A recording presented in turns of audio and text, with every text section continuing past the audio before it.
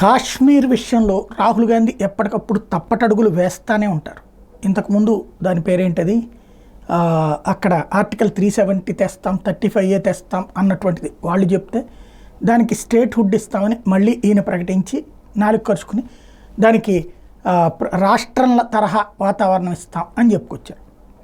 మళ్ళీ ఇప్పుడు ఇంకొకసారి నోరు జారారు. కాశ్మీరీ పండిట్లని పీఓకే శరణార్థులు అని అభివర్ణించారు. పీఓకే వాళ్ళు పాకిస్తాన్లో చిక్కుబడిపోయినటువంటి మనవాళ్ళు, వాస్తవంగా శరణార్థులు కాదు, బంధించబడినటువంటి వాళ్ళు ఓ రకంగా. సరే, వాళ్ళకి చిన్నతనం నుంచి భారత్ మీద విద్వేషం రగిలించారు కాబట్టి అది ఒక ఎత్తు. భారతదేశంలో అయితే ఎవరు శరణార్థులు లేరు కదా, ఆ పాకిస్తాన్కి సంబంధించినటువంటి శరణార్థులు.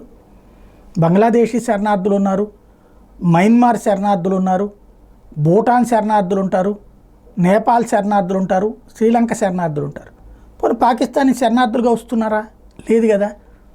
కాశ్మీర్లో శరణార్థులు ఉంటారా? కాదు కదా. కానీ కాశ్మీరీ పండిట్లు ఎవరు? వాళ్ళ సొంత దేశం, అది సొంత దేశాన్ని లాక్కున్నారు. ఎవరు? పాకిస్తాన్ వాళ్ళు. ఆ లాక్కున్న ప్రాంతమే పీఓజేకి, మిగిలిన ప్రాంతమే మన కాశ్మీర్ రాష్ట్రం. కానీ దాన్ని అలాగ చూస్తున్నారంటే ఈయన డెప్త్గా మాట్లాడుతున్నారా, నోరు జారారు అనుకోవాలా, లేకపోతే ఆయన మైండ్లో అది ఫిక్స్ అయిందా అర్థం కావట్లేదు.